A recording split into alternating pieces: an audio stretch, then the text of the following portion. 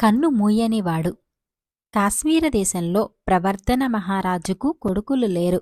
పద్మిని అని ఒకటే కుమార్తె ఉండేది. ఆయనకా కుమార్తె అంటే పంచప్రాణాలు. తండ్రి గారాబగా పెంచటం చేత పద్మిని కాస్త ఆకతాయిగా పెరిగింది.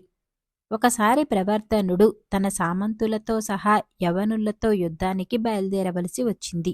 ఆయన తాను తిరిగి వచ్చేదాకా పద్మినిని 1000 కళ్లతో కనిపెట్టి ఉండమని ఆమె చెలికత్తెలకు చెప్పి యుద్ధానికి బయలుదేరాడు. తండ్రి వెళ్లిపోయాక పద్మినికి మరింత స్వేచ్ఛ దొరికినట్టయింది. ఆమె రోజు ఉద్యానవనంలో ఉండే కొలనులో జలక్రీడలాడేది. చెలికెత్తెలు వద్దంటున్నా చెట్లెక్కేది. ఇలా కొద్ది రోజులు గడిచాక పద్మినికి ఒక వెర్రి ఆలోచన వచ్చింది. రాజభవనానికి కొంత దూరంలో ఒక పెద్ద మడుగున్నది. ఆ మడుగు, దాని చుట్టూ ఉండే చెట్లు, అడవి ఒక గంధర్వుడిదని చెప్పుకునేవారు. అందులోకి ఎవరు దిగి స్నానాలు చేసేవారు కారు. ఈ సంగతి పద్మినికి కూడా తెలుసు. పద్మినికి ఆ మడుగులో ఈత కొట్టాలనిపించింది. ఆ సంగతి ముందుగా తన చెలికెత్తెలకు చెప్పక వారిని అటుగా షికారుకు తీసుకుపోయి వారు లబలబలాడుతున్నా వినిపించుకోకుండా అందులోకి దిగి మడుగు మధ్యకు ఈదుతూ పోసాగింది. చెలికెత్తెలకు ఏం చేయాలో తోచలేదు. ఏమైతే అదయింది. మనమందరము ఈదుకుంటూ పోయి రాజకుమార్తెను బలవంతాన బయటకు ఈడ్చుకొద్దాం అనుకొని చెలికెత్తెలు కూడా మడుగులోకి ప్రవేశించి మధ్యకేసి ఈదసాగారు. వాళ్లు 4 బారలు వేశారో లేదో పద్మిని కెవ్వున 2-3 సార్లు అరిచి నీటిలోకి మునిగిపోయింది. చెలికెత్తెలు గుండెలు దడదడలాడుతూ తిరిగి ఒడ్డుకు వచ్చేశారు. వాళ్లు మడుగు ఒడ్డున చాలాసేపు నిలబడ్డారు. కాని పద్మిని జాడలేదు. మర్నాడు ఉదయానికి పద్మిని తనంతట తానే తడిబట్టలతో ఇల్లు చేరుకున్నది. తన చెలికత్తెలు ఎంత గుచ్చిగుచ్చి అడిగినా ఆమె జరిగిన సంగతి చెప్పలేదు. ఈ సంఘటన జరిగిన 6 మాసాలకు ప్రవర్ధన మహారాజు యుద్ధాల నుంచి తిరిగి వచ్చాడు. పద్మిని, చెలికెత్తెలు ఆయనకు ఎదురు వెళ్లారు. పద్మిని అప్పటికి 6 మాసాల గర్భిణి. అది చూసి తండ్రి, ఏం జరిగింది? నా వంశానికెలా అపకీర్తి తెచ్చావు అని కఠినంగా అడిగాడు. పద్మిని తల వంచుకొని తండ్రికి జరిగిన సంగతి దాచకుండా చెప్పేసింది. తాను తన చెలికత్తెలను ధిక్కరించి అరణ్యం మధ్య ఉండే గంధర్వుడి మడుగులోకి ఈతలు కొట్టబోయింది. అక్కడ తనను గంధర్వుడో, నాగుడో, యక్షుడో మరెవరో పట్టుకుని మడుగు దిగువన ఉండే తన భవనానికి తీసుకుపోయి బలత్కరించాడు. మర్నాడు ఉదయం వాడు విడిచిపెడితే ఆమె ఇంటికి తిరిగి వచ్చేసింది. తన కుమార్తె బుద్ధిపూర్వకంగా తప్పు చేయలేదని గ్రహించి తండ్రి ఆమెను క్షమించాడు. సకాలంలో ఆమె ఒక మగబిడ్డను కన్నది. వాడిలో ఏ అవలక్షణం కానీ ఉన్నట్టు కనపడలేదు. ప్రవర్ధనుడు వాడికి తానే తాత, తండ్రి అయి వాణ్ణి ఎంతో ప్రేమగా పెంచసాగాడు. వాడికి ప్రగల్భుడు అని పేరు పెట్టారు. ప్రగల్భుడికి 15-16 వచ్చాయి. వాడి చదువు పూర్తి అయింది. ఒకనాడు ప్రవర్ధనుడు తన మనవడితో పాటు వనవిహారానికి వెళ్లి అలసిపోయి చలుపరాతి అడుగుమీద చతికిలపడ్డాడు.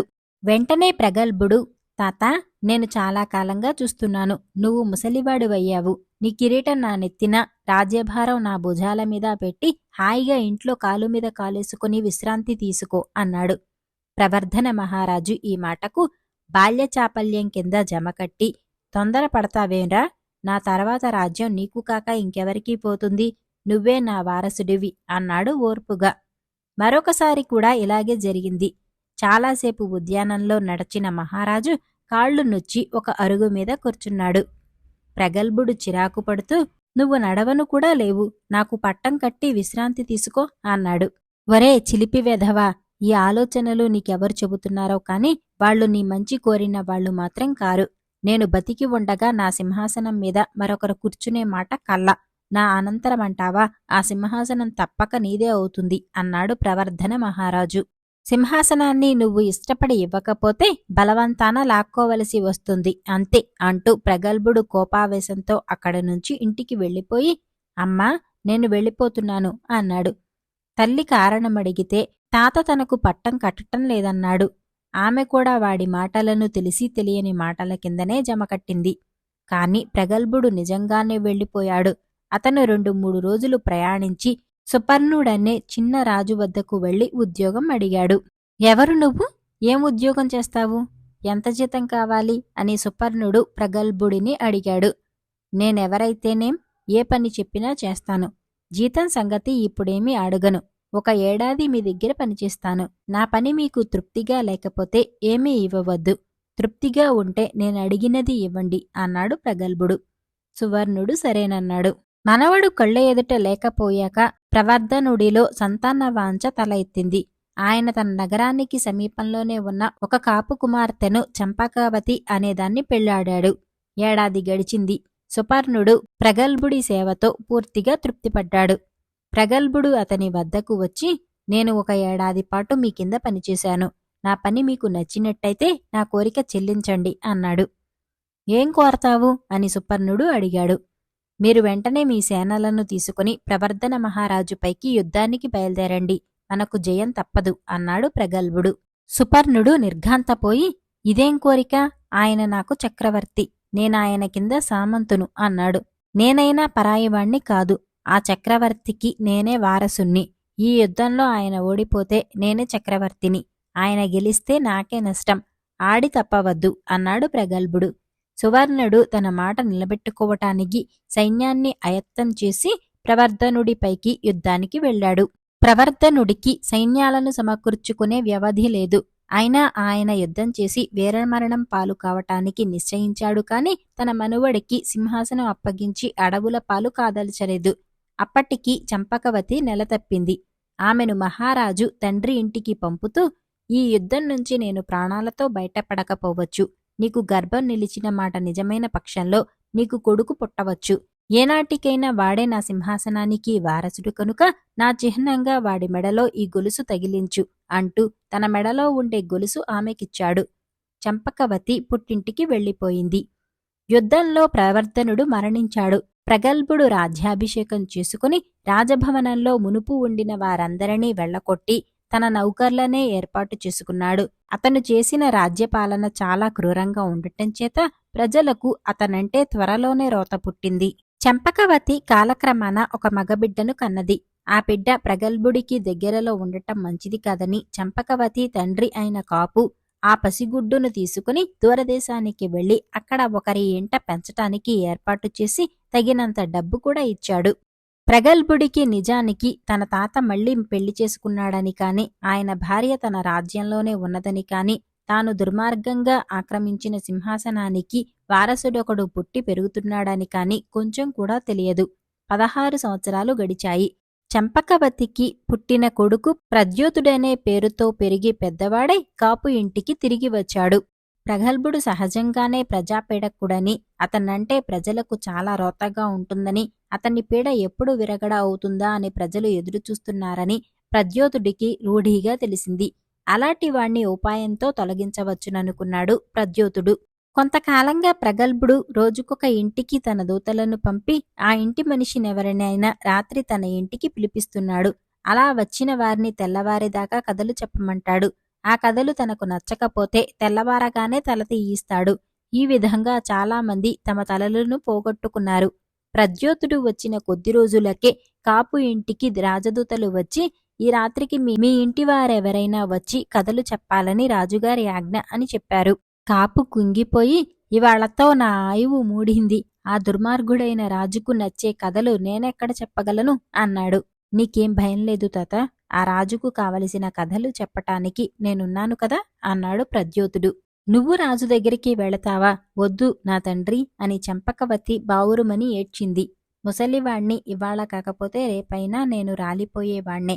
నన్నే పోనీ బాబూ అన్నాడు కాపు. నేనంత సులభంగా చస్తాననుకున్నారా? మీకేమీ భయం వద్దు అని ప్రద్యోతుడు చీకటి పడగానే రాజభవనానికి వెళ్ళాడు. అతను వెళ్లేసరికి రాజభవనంలోని వాళ్లంతా భోజనాలు చేస్తున్నారు. ప్రద్యోతుడు వెళ్లి ఆ పంక్తిలో కూర్చున్నాడు. వడ్డన చేసేవాడు ఆశ్చర్యపడి, ఎవరు నువ్వు అని అడిగాడు. ఈ రాత్రికి రాజుగారి అతిథిని. అలా చూస్తావేం? నేనీ రాత్రి రాజుగారికి కథలు చెబుతున్నాను, వడ్డించు అన్నాడు ప్రద్యోతుడు. పంక్తిలో వాళ్లంతా ఆశ్చర్యంతో ఒకరి ముఖాలు ఒకరు చూసుకున్నారు. రాజుగారికి కథలు చెప్పేవాళ్లెవరూ విందులు కొడవటానికి వచ్చిన బంధువులల్లే రారు. ప్రాణాల అరచేత పట్టుకుని వచ్చి తెల్లారేసరికల్లా వాటిని పోగొట్టుకుంటారు. వడ్డనవాడు మారు మాట్లాడక ప్రద్యోతుడికి వడ్డన చేశాడు. ప్రద్యోతుడు సుష్టుగా భోజనం చేసి, ఇప్పుడు నన్నెవరన్నా రాజుగారి దగ్గరకు తీసుకుపోండి అన్నాడు. నౌకర్లు ప్రద్యోతుణ్ణి రాజుగారి పడక గదికి తీసుకుపోయారు. ఆ సమయంలో ప్రగల్భుడు తన శయ్య మీద గోడకేసి తిరిగి పడుకున్నాడు. ఈ రాత్రి తమకు కథలు చెప్పటానికి వచ్చాను అన్నాడు ప్రద్యోతుడు. చెప్పు అన్నాడు ప్రగల్భుడు వచ్చినవాణ్ణి చూడకుండానే. ప్రద్యోతుడు తాను విన్న కథలన్నీ వరసగా చెప్పుకుపోయాడు. తెల్లవారింది. ప్రగల్భుడు మంచం మీద పొర్లి ప్రద్యోతుణ్ణి చూసి, నువ్వు కథలు బాగా చెబుతున్నావు అన్నాడు. నువ్వు వాటిని వింటే కదా తెల్లవార్లు హాయిగా నిద్రపోయావు అన్నాడు ప్రద్యోతుడు. ప్రగల్భుడు ఆ మాట ధోరణికి ఉలిక్కిపడి, అట్టే పేలకు, నేను ఏనాడు నిద్రపోయి ఎరుగను, నాకసలు కన్నుమూత పడితే కదా అన్నాడు. అదే నిజమైతే నువ్వేదో పాము కడుపున పుట్టి ఉంటావు అన్నాడు ప్రద్యోతుడు. ప్రగల్భుడు ఆగ్రహావేశంతో కత్తి దూయబోయాడు. తొందరపడకు, కత్తి ఒకటి నా దగ్గర కూడా ఉన్నది. నువ్వెలా పుట్టావో మీ అమ్మనడిగిరా అన్నాడు ప్రద్యోతుడు. ప్రగల్భుడు చివాలున లేచి వెళ్ళిపోయి కొంచెం సేపటికి తిరిగి వచ్చి, నువ్వన్నది నిజం, నా తండ్రి మామూలు మనిషి కాడట అన్నాడు. సరే, నీకు నిద్రపట్టే మార్గం నేను చెబుతాను విను. ఇక్కడికి కొంత దూరంలో గంధర్వుడి మడుగొకటున్నది. దానిలో స్నానం చేసి ఈతలు కొట్టిరా, ఆ తర్వాత నువ్వు హాయిగా నిద్రపోగలుగుతావు అన్నాడు ప్రద్యోతుడు. ఆ పూటే ప్రగల్భుడు గంధర్వుడి మడుగులో స్నానం చేయటానికి సపరివారంగా వెళ్ళాడు. అతడు నీటిలో మునగటం అందరూ చూశారు. ఆ తర్వాత అతని జాడలేదు. చీకటి పడినదాకా మడుగు ఒడ్డున పడిగాపులు కాసి పరివారం తిరిగి వచ్చేసింది. రాజుగారు మాయమైనట్టు ఊరంతా పొక్కింది. చాలామంది పండుగ చేసుకున్నారు. 5-6 రోజులు గడిచాక మంత్రులు ప్రగల్భుడికి ఉత్తర క్రియలు జరిపారు. సింహాసనానికి వారసుణ్ణి నిర్ణయించటానికి 13వ నాడు సభ జరిగింది.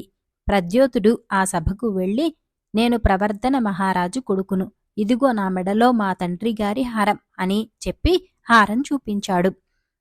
అందరూ ఆ హారాన్ని గుర్తించారు. ప్రద్యోతుడికి రాజ్యాభిషేకం వైభవంగా జరిగింది.